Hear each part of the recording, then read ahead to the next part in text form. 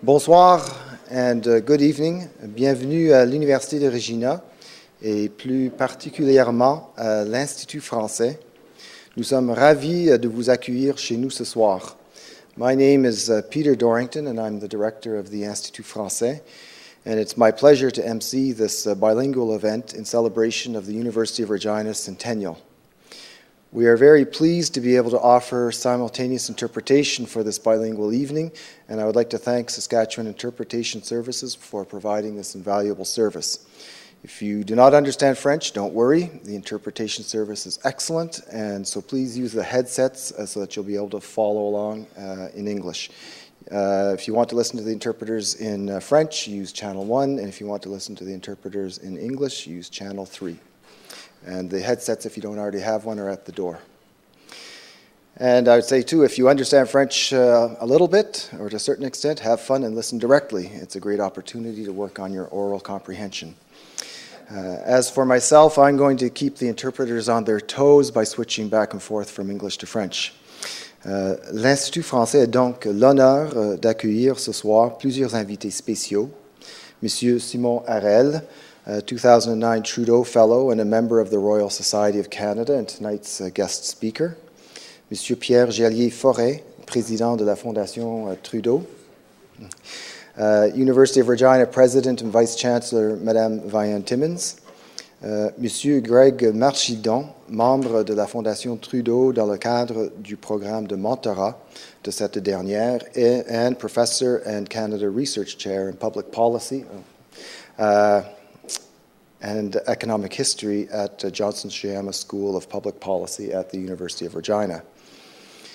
L'Institut français est très heureux d'accueillir au nom de l'Université de Regina cette conférence de la Fondation Trudeau, et d'autant plus que c'est la première fois que la Fondation Trudeau donne une conférence en Saskatchewan. As director of the Institut français, I'd also like to welcome you to the Francophone campus of the University of Regina, assembling the Institut français, the Bac en Éducation, and the Department of French, as well as our students in a single, welcoming and dynamic space of intellectual discovery and engagement. The Institut français was created by the U of R in 2003 in partnership with the Francescois community. Guided by a philosophy of university community engagement, the Institut français contributes to the development of the Francescois community in the large and inclusive sense of the term through university means, be it academic programs, continuing education, bilingual student services, research on Francophone minority communities, or university community initiatives. The Institut français works, therefore, in very original fashion at the point where community development, minority issues, and the French language intersect. It's a singular example of how a university and a community can work together to build an innovative university institution that is, in and of itself, an act of Francophone community development, and one that contributes directly, therefore, to the development of Francophone Canada, working with all Francophones, whether their first language be French, English, or another language, to rethink together what a vibrant, inclusive, and cohesive minority Francophone community can be in the 21st century. J'aimerais maintenant, sans plus tarder, inviter la rectrice de l'Université de Regina, Mme Vian Timmins, à prendre la parole.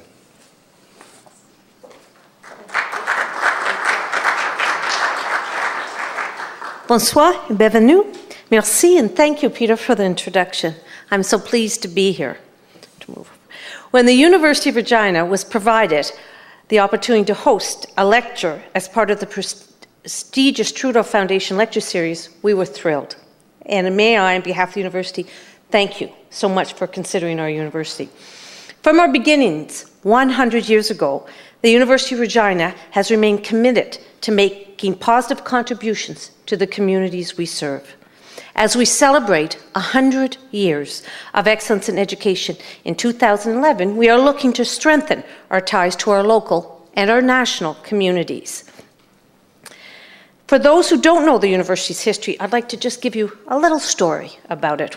100 years ago, in 1911, a small high school was established in Regina by the Methodist Church, and it was known as Regina College. It eventually became the Regina campus of the University of Saskatchewan. The 1960s saw the creation of a new and larger campus on the Wascana Parkway. And in 1974, we became the independent degree-granting University of Regina. But our roots are 100 years old. From our first class, a century ago, of 27 students to more than 12,000 students today, studying in 10 faculties and 25 academic departments, the university has seen tremendous growth over the past 100 years. That growth continues as we work to further implement our strategic plan titled Mamawakamachuin, a Cree word that means working together towards a common goal, our work, our people, our communities. I believe tonight we are working with the Trudeau Foundation to support a common goal.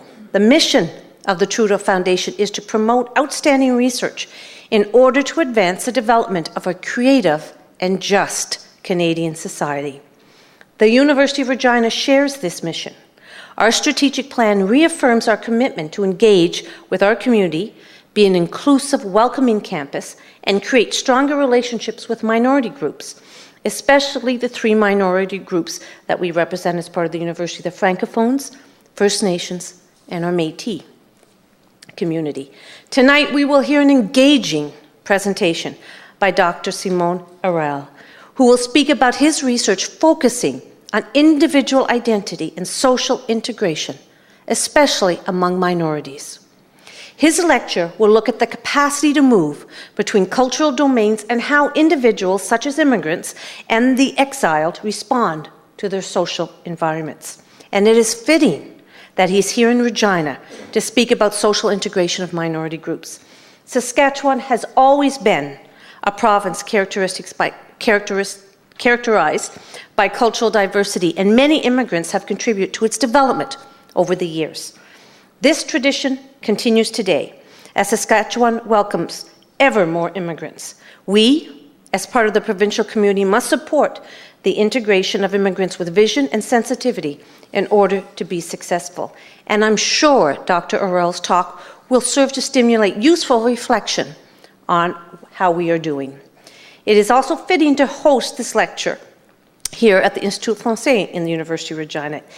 This university is unique in that we're the only campus in Canada to host official post-secondary institutions created by and for and with 3 constitutional minorities. Our Francophone institution, the Institut Français, is mandated to respond to the need for university education in French of Francophone students of Saskatchewan, be their first language French, English, or any other language. The Institut Français is committed through a combination of university programs, student services, research, and university community engagement initiatives to the development of the French community. Our campus is also home to the Gabriel Dumont Institute, the only fully accredited Métis post-secondary institution in Canada. The Gabriel Dumont Institute offers a number of programs for Métis students, including the invaluable Saskatchewan Urban Native Teachers Education Program. And our Federated College, the First Nations University of Canada, continues to fulfill its academic mission of providing world-class post-secondary education for both Aboriginal and non-Aboriginal students within a culturally supportive and culturally unique environment. These 3 institutions speak to our commitment to provide culturally relevant post-secondary education. Our students have the opportunity to learn from other cultures, immerse themselves in Canada's rich heritage, and ready themselves to contribute to Canada's future as a diverse nation. Our faculty members also grow from having access to these significant institutional assets and conducting research that is relevant and in support of a creative and just Canadian society. While so much has been accomplished, a great deal remains to be done in order to ensure that our society is a just one, a society in which minorities can fully participate by contributing their rich cultural diversity to the Canadian social project.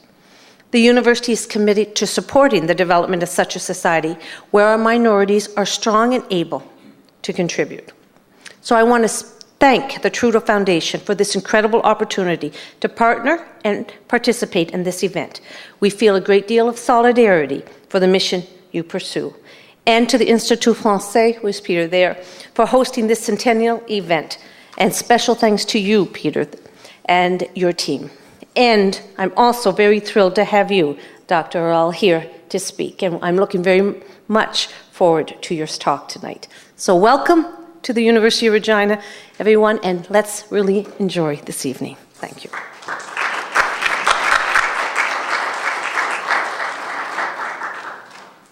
Merci, Madame Timmins. Les conférences de la Fondation Trudeau jouissent d'un très grand prestige.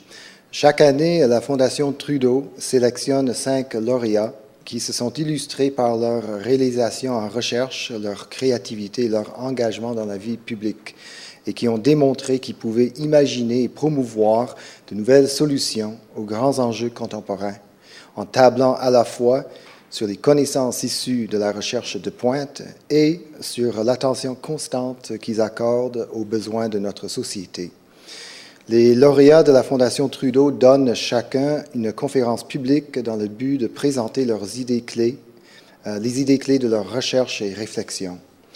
These public lectures are organized in collaboration with Canadian universities, and the University of Regina is privileged to host the 4th in the 2010-2011 lecture series. And indeed, as I said earlier, it's the first Trudeau lecture in Saskatchewan. J'aimerais maintenant inviter le président de la Fondation Trudeau, M. Pierre Gerlier-Forêt, à nous en dire plus sur la Fondation. Merci.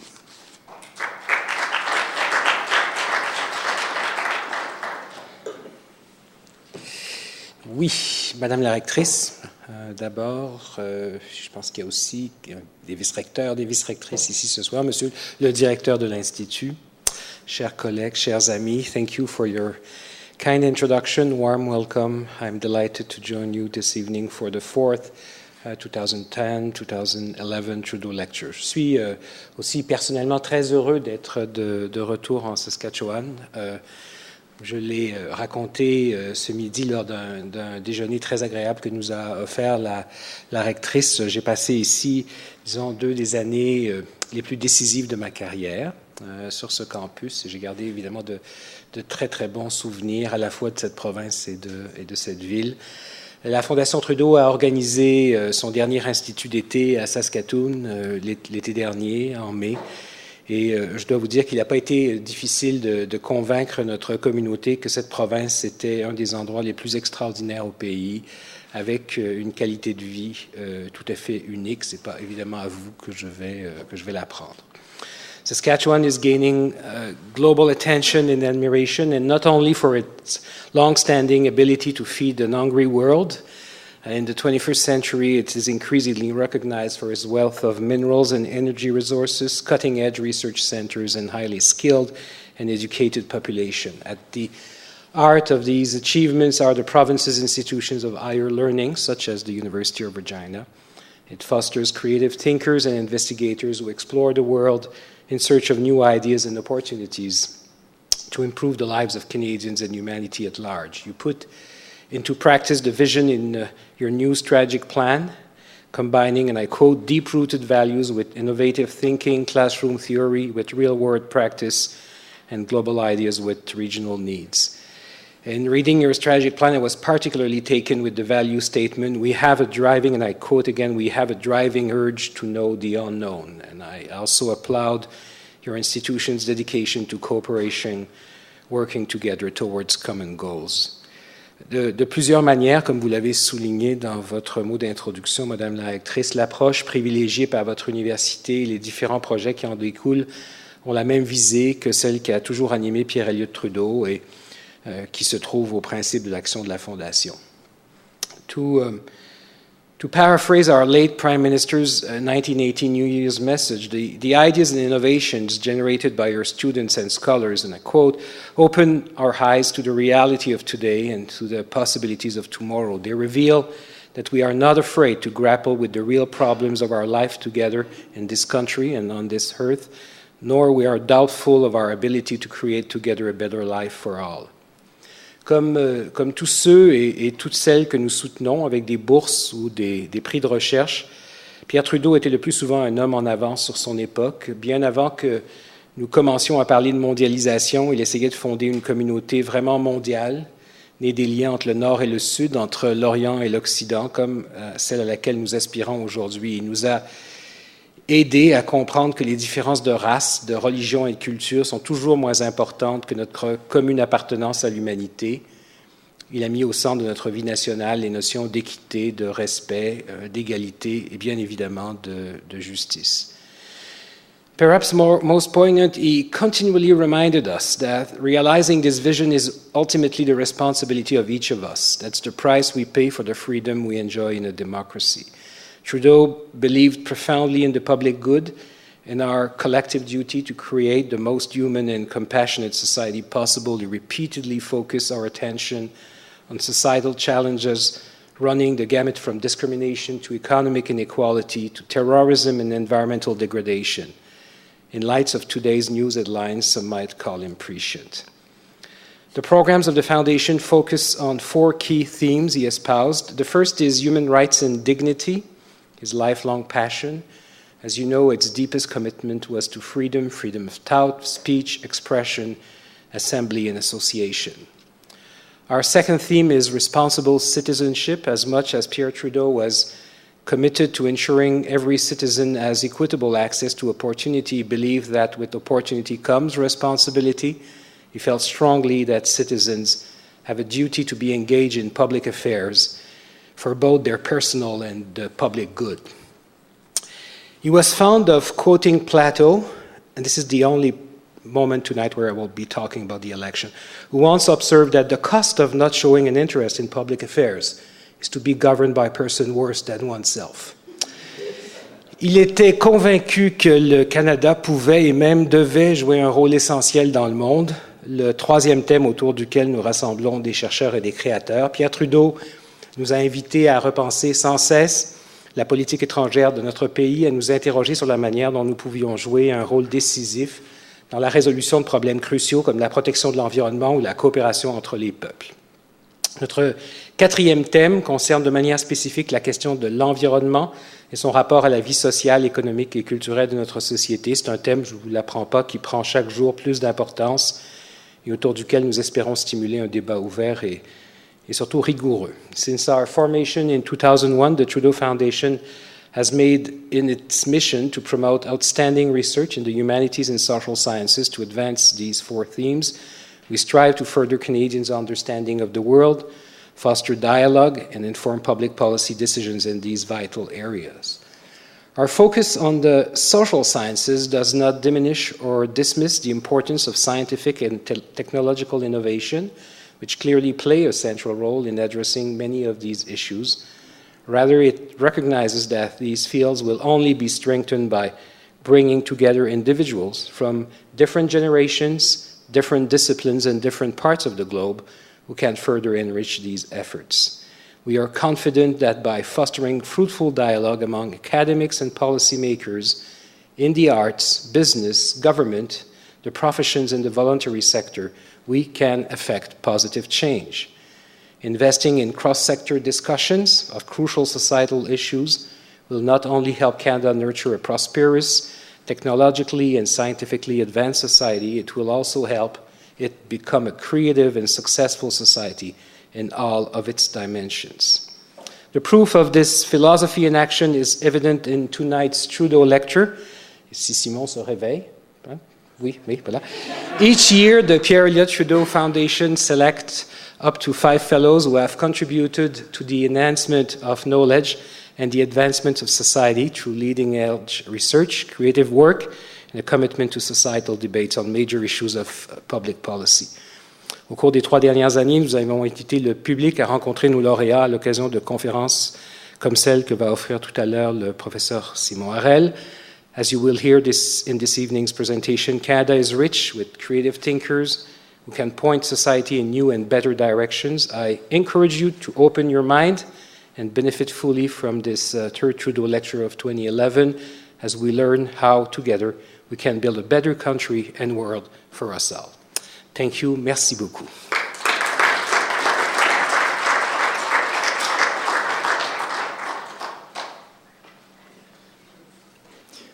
Merci, Monsieur le Président.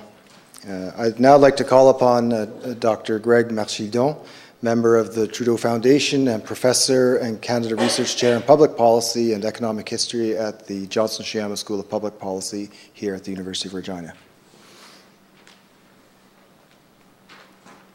Thank you very much, Peter. Welcome, and thank you, President Timmins, for your comments earlier, and merci, Joliet, pour votre résumé de la Fondation Trudeau. It's my great pleasure and honor to introduce Simon Harel for the Trudeau Lecture at the University of Regina, la première conférence Trudeau à l'Université de Regina. En tant que professeur au département d'études littéraires de l'Université de Québec à Montréal depuis 1989, Simon Harel est aussi directeur du Centre d'études sur les lettres, les arts et les traditions à l'UQAM. Both a researcher and a prolific writer, he has worked at the boundary between literary theory and cultural studies in terms of the writing produced by minorities. En particulier, son ouvrage Volaire de parcours, publié originellement en 1989, est reconnu comme l'un des livres les plus marquants et profonds des années 80 et 90 dans le domaine des études culturelles au Québec. Récemment, il a écrit les passages obligés de l'écriture migrante 2005, braconnage identitaire 2006 et les 2 volumes de Espace en pétition 2007 et 2008. Professeur Harel, vous êtes le bienvenu ici à Regina. Nous attendons avec impatience votre présentation sur un sujet très important, même crucial pour l'avenir de notre pays. Please join me in welcoming Trudeau Fellow, Dr. Simon Harel, for tonight's Trudeau Lecture.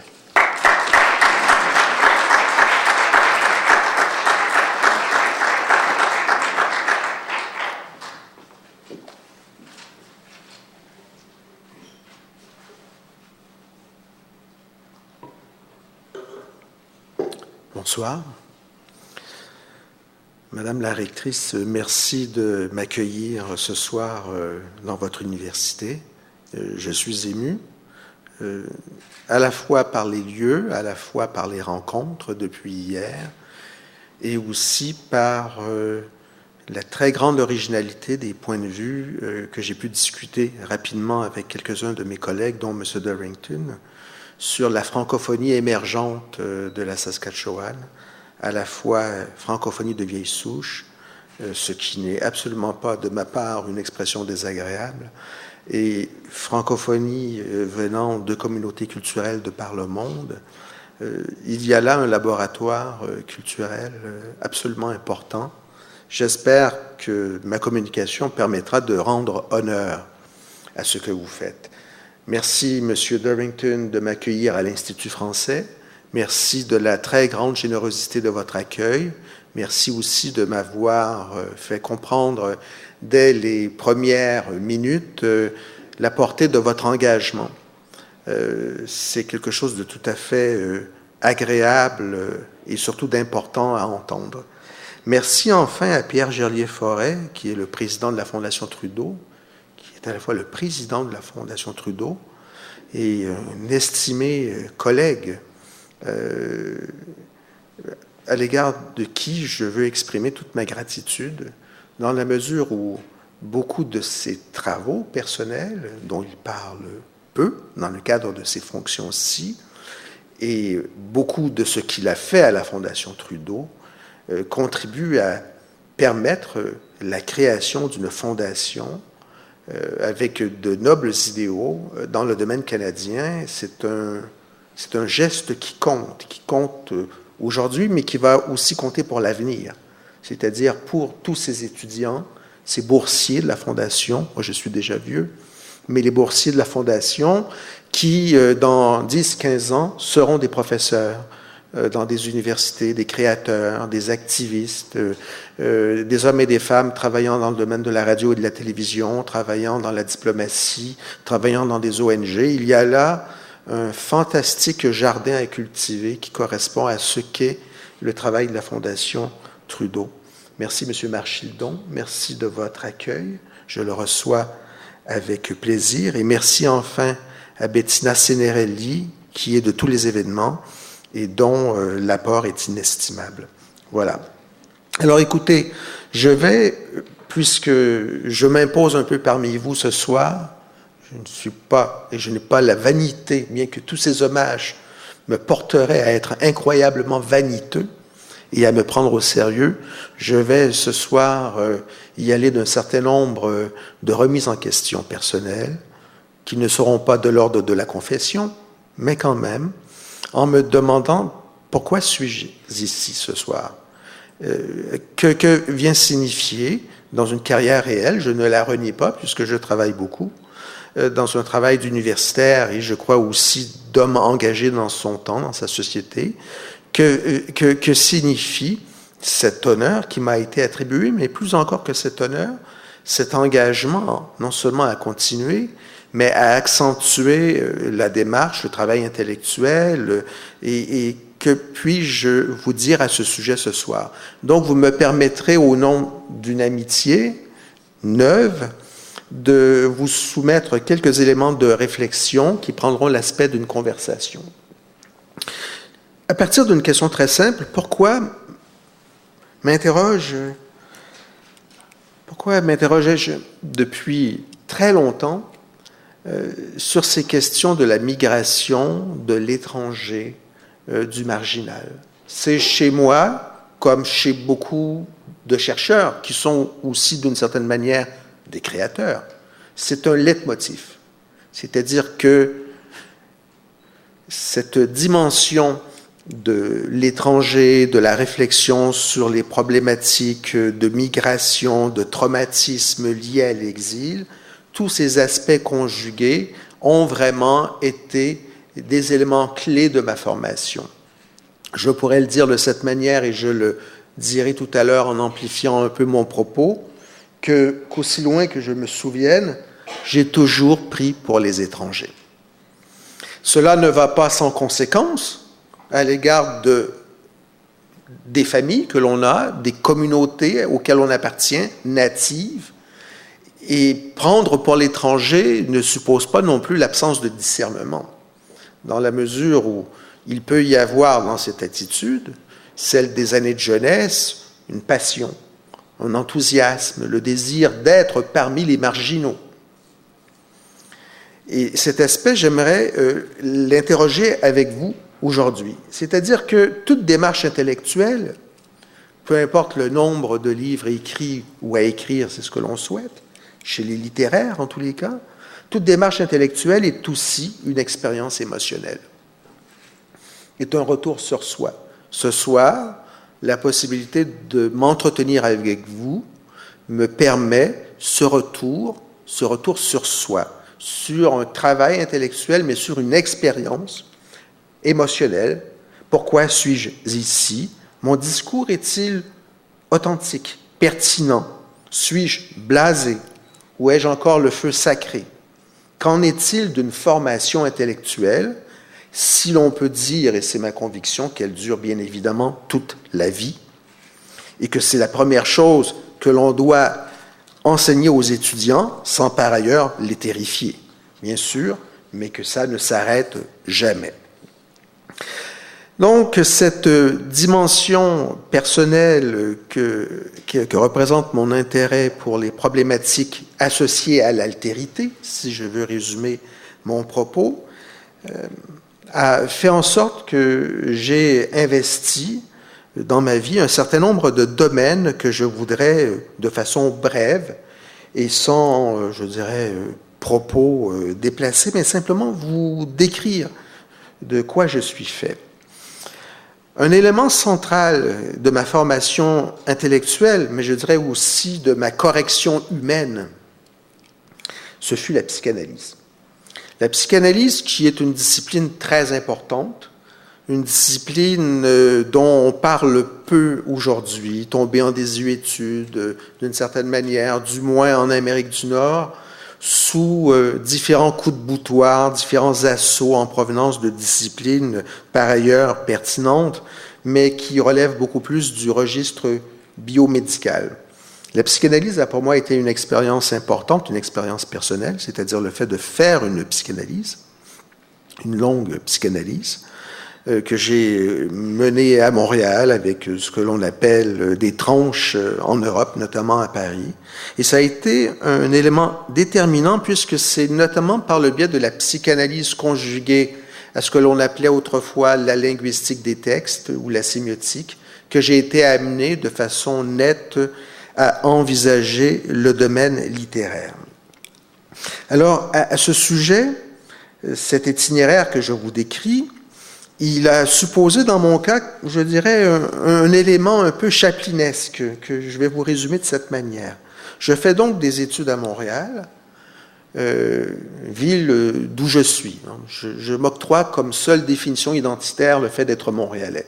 Je me considère montréalais. Je suis né à Montréal. Pour moi, le macadam montréalais, la pollution montréalaise du mois de juillet, les festivals, les raves et les after hours, tout ça, c'est Montréal et j'en suis moins aujourd'hui, mais j'y étais, sous d'autres nominations autrefois.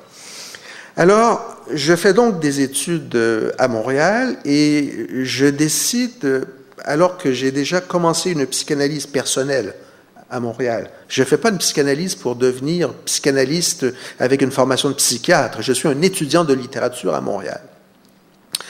Alors, je décide d'aller entreprendre des études, croyez bien, chers amis, que cela existe, de psychanalyse à l'université de Nanterre, sous la direction, si je puis dire, de Jacques Lacan, grand psychanalyste français, grand personnage intellectuel comme Derrida, comme Foucault, comme Barthes, à l'école freudienne de Paris. Donc, il faut vous imaginer la situation. Je me permets de vous la décrire. Alors, je me dis quand même, je vais peut-être aller à Paris, je veux aller à Paris. À l'époque, beaucoup de jeunes Québécois, encore aujourd'hui, voulaient aller à Paris. Il y a un attachement pour cette ville. Et donc, en même temps que je fais mes demandes d'inscription à Jussieu Paris 7, Paris 3, Sorbonne Nouvelle, Paris 4, et que je ne reçois rien par la poste, je fais des demandes à Duke, Cornell, j'ai fait des demandes à l'Université de Californie, à Berkeley, Stanford, Irvine, et le postier, tous les jours, croulant sous le poids des catalogues, me dit « Monsieur, qu'est-ce que vous faites ?» Je lui dis « Je pense m'inscrire dans une université américaine. » Mais il me dit « Oh là là, c'est pesant tout ça. C'est des catalogues en couleurs. » Et puis voilà, même des lettres très gentilles. On me dit, nous allons vous accueillir, nous pourrions vous offrir bourse, assistanat. Non, je résiste, j'attends ma lettre freudienne. J'attends ma lettre freudienne de l'université de Nanterre.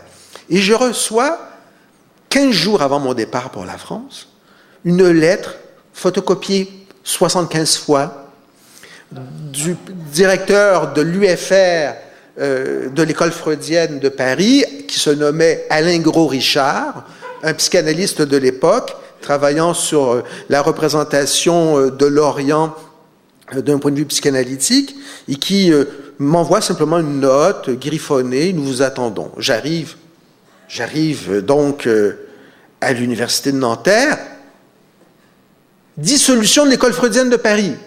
En 1980, Jacques Lacan, qui a été un immense psychanalyste, un grand personnage de son époque, dissout, alors qu'il a à peu près 80 ans, il dissout l'école freudienne de Paris, et donc, plus d'enseignement de psychanalyse.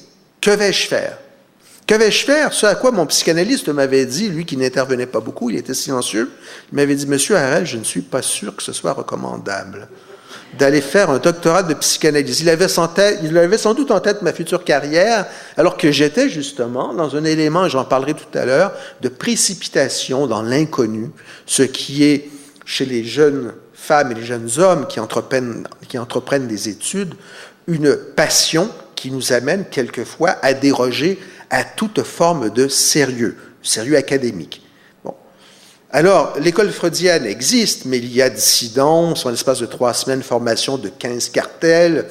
Alors, je me rabats sur l'université de Jussieu et je vais faire un doctorat avec Julia Kristeva, qui est une autre très grande intellectuelle, psychanalyste, qui m'a offert un appui inconditionnel, qui m'accueillera à Paris 7 et avec laquelle je travaillerai à l'étude de l'œuvre d'internement d'Antonin Artaud à Rodez. Pourquoi vous dire tout cela? Tout simplement parce que dans les itinéraires de vie, dans les itinéraires intellectuels, lorsqu'on tente de revenir en arrière et tenter de comprendre ce que l'on a fait, c'est ce que je tente de dire aux étudiants, notamment les étudiants à qui l'on enseigne au Canada, à qui l'on demande dès l'âge de 21 ans d'avoir le CV d'un prof. Je leur dis, écoutez, le monde intellectuel, ce n'est pas uniquement une carrière, c'est aussi témoigner à l'égard de ses propres capacités, une confiance aveugle. La confiance aveugle est probablement déraisonnable dans le domaine amoureux. Elle mène à la passion et au désastre. Mais dans le domaine des études, la passion peut amener très loin. Donc, dans cette passion, il s'agit de se précipiter dans l'inconnu, de croire à ce que l'on peut faire et surtout d'avoir la prémonition de ce que l'on sera, sans tomber, bien évidemment, dans les pièges, sans tomber dans les ornières du narcissisme, de l'égotisme, du conventionnalisme, de la prétention académique.